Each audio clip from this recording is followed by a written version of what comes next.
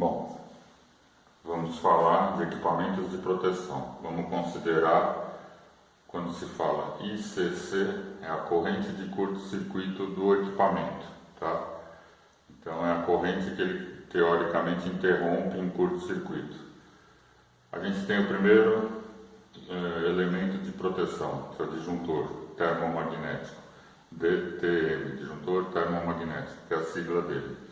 Ele se protege contra sobrecorrente, quer dizer, se você ligar o equipamento na rede que está consumindo mais do que o normal e mais do que a capacidade do disjuntor, ele vai desarmar. Se você fechar um curto-circuito, ele vai desarmar. E esses tipos de disjuntores, eles têm uma curva que a gente chama de trabalho, que é a curva B, curva C e curva D. A curva B, a corrente de curto-circuito, que é onde ele desliga, é de 3 a 5 vezes a corrente nominal. A gente não percebe, é muito rápido, ele protege muito rápido.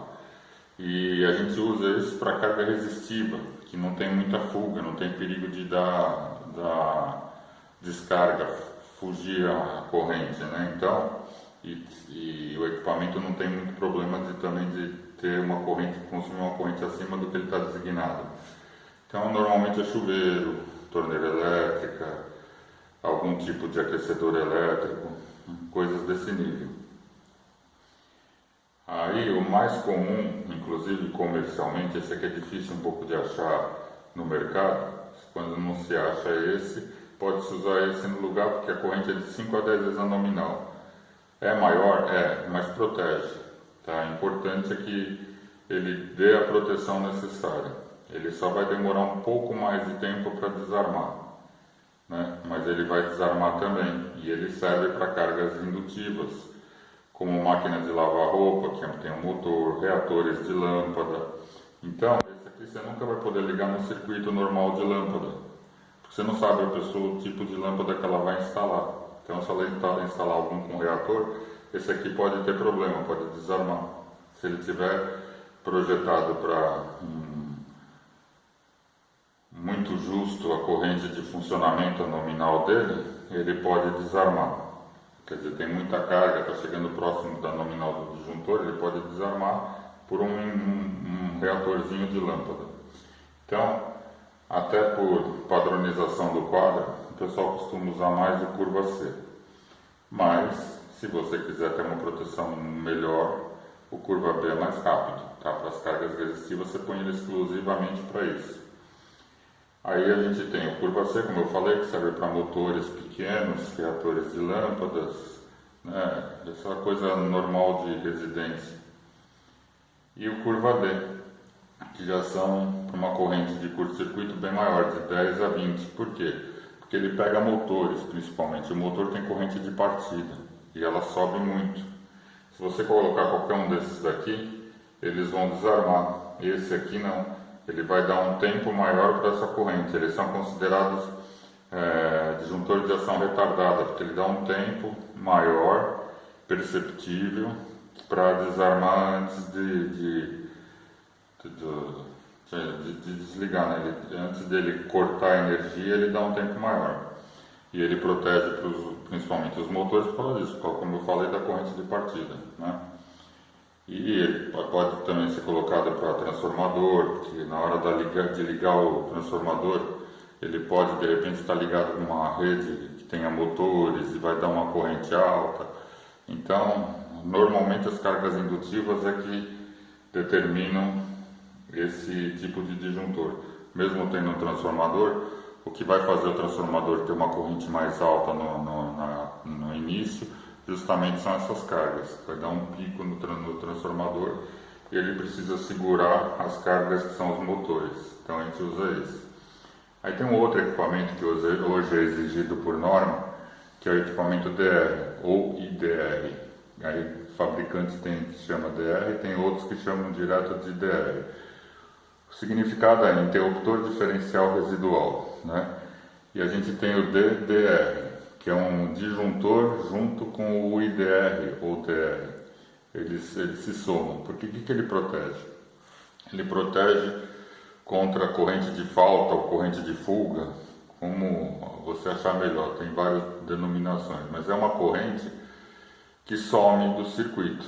Ela entra, deveria entrar por um circuito simples assim, passa pela carga e volta e retorna para a origem, né? Para a geração. Só que às vezes você tem uma fuga porque um equipamento está dando defeito e está passando corrente para uma carcaça de repente de uma lava-roupa. Então essa corrente de entrada está alimentando a lava-roupa, só que o que está voltando não é o mesmo que está entrando, porque está se perdendo uma parte na lava-roupa. Então esse disjuntor, esse interruptor, aliás, ele serve justamente para isso, ele faz essa somatória de correntes e ele desarma, porque a entrada e saída tem que ser igual. Entendeu? Ele evita principalmente choques elétricos e ele evita justamente também essa descarga que pode estar se perdendo, consumindo energia, a gente nem sabe. Às vezes tem aquelas instalações antigas que são feitas em tubos de ferro, caixinhas de ferro, que estão encostadas na estrutura da casa, que é uma malha de ferro, algo assim, e tem um fio desencapado encostando nessa estrutura. E está pouquinho, não está sendo suficiente para desarmar o disjuntor, não é um curto-circuito, mas é uma corrente que está escapando ali. Então essa corrente está se perdendo, gerando provavelmente até aquecimento e possivelmente um incêndio até. Então esse disjuntor aqui, esse interruptor, perdão, ele vai fazer o papel disso, ele vai somar a corrente, vai ver que tem alguma indo para o lugar errado. Ele vai desarmar, aí você tem que encontrar. O DDR, ele é uma peça só que tem as duas funções, do disjuntor normal, de sobrecorrente, corrente de curto, e de corrente de fuga ou falta, ou tem outras denominações aí por fora, mas na base é essas daí, né? Ele é a junção dos dois, que você pode colocar ele até como chave geral no lugar do disjuntor geral. Pode colocar esse que ele já faz o papel do disjuntor e do DR. Tá? Esses disjuntores podem ser esses interruptores ou disjuntores, né? É que o disjuntor ele normalmente é bifásico ou trifásico, ou bipolar ou tripolar. A gente tem unipolar, bipolar e tripolar. O unipolar entra a fase nele e liga no barramento. O bipolar pode ser para entrar duas fases nele e ir para o barramento, para alimentar a carga, né? Uma carga 220, ou entrar uma fase nele, entrar um neutro nele para uma fase, para um circuito de 120 volts, que tenha uma fase só. Você pode usar o bipolar, mas aí você tem que pôr fase e neutro ligada nele. E o tripolar, você entra com as três fases mais o neutro e ele faz, e a terra ainda, o neutro aterrado. E ele faz essa medição nas três fases com o neutro, tá? Então é a forma de ligação. Depois eu vou fazer o esqueminha deles de ligação. Tá bom? Vou passar para vocês aí.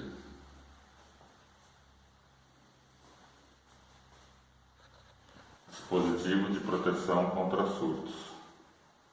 Protege contra picos de tensão vindos da rede de distribuição, normalmente causados por raios que caem na rede, né?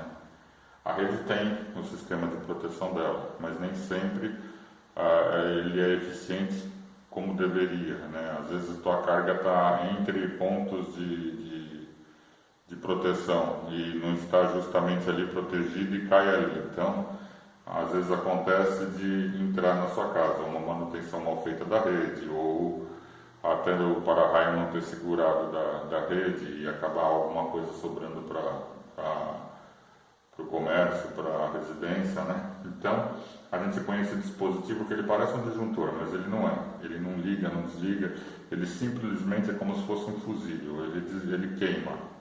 Numa atuação muito alta, de sobretensão muito alta, ele vai queimar.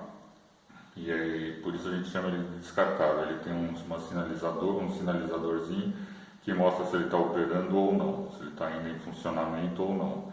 Se não tiver, você tem que trocar, de tempos em tempos tem que olhar. Tem dois tipos, que é o de 20 kA e o de 90 kA. O de 20 kA a gente usa normalmente nas cidades onde tem menos possibilidade desse problema acontecer, porque tem muitos pontos de descarga de raio e tem muito mais proteção. Quando você vai para o campo, é melhor usar de 90 kA, porque ali tem menos proteção, né? E normalmente o campo tem menos propriedades, uma coisa mais afastada, acaba tendo mais periculosidade, então a gente usa o de 90. O sistema de ligação dele é simples, sai da fase e entra nele e dele vai para o terra. Que o neutro também tem que ser aterrado e o terra tem que ser bom.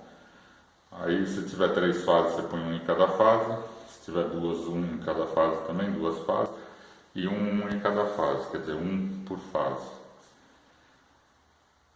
Como eu já falei, eles são descartáveis, que se ele apareceu não operando, você tem que trocar, não tem o que fazer. E é isso aí, esse é o tipo de proteção. Antigamente tinha, hoje eu nem sei mais se está tendo. Se tem, deve ser difícil de achar, para telefone com fio, né? Então, porque às vezes entrava pela rede da telefonia e era um parecido, só que ligava nos 2 fiozinhos do telefone e ligava no terra, e era um específico. Se caso vocês encontrarem, vocês podem utilizar, se precisar em algum lugar que tenha telefone com fio, mas eu não sei se é fácil de achar. Aí a gente tem proteção para motores, que agora eu vou dar uma antecipada, mas depois eu vou dar mais minuciosamente, que é o relé térmico, que é uma proteção também. O relé térmico ele é ligado em conjunto com uma chave chamada contatora. A contatora é uma chave magnética de liga e desliga. Ela faz um chaveamento. Ela é normalmente trifásica, né? Ou seja, ela tem 3 posições para você colocar 3 fases, quer dizer, ela entra 3 e sai em 3 para carga, e você liga ela, ela aciona, desliga, ela desaciona a carga, não botão liga-desliga. E depois dela a gente põe o relé térmico, que o relé térmico, como diz, ele é um relé feito com termopar. Ele, quando aquece por corrente, ele abre e não deixa voltar, não deixa ligar de novo, só que ele interrompe o funcionamento da contatora. E esses 3 risquinhos aqui, desse modelo que eu desenhei, que é um modelo antigo, ele entra na contatora, eles são barrinhas de cobre que entram na contatora. E aqui as 3 saídas dos cabos que alimentam normalmente o motor, né? Então tem uma contatora em cima e o motor embaixo. Ele tem o ajuste de amperagem para acionamento, né? E ele tem o botão que rearma, se ele desarmar, e ele tem uma trava de atuação. Se você aperta e vira, ele deixa o relé térmico sem funcionar.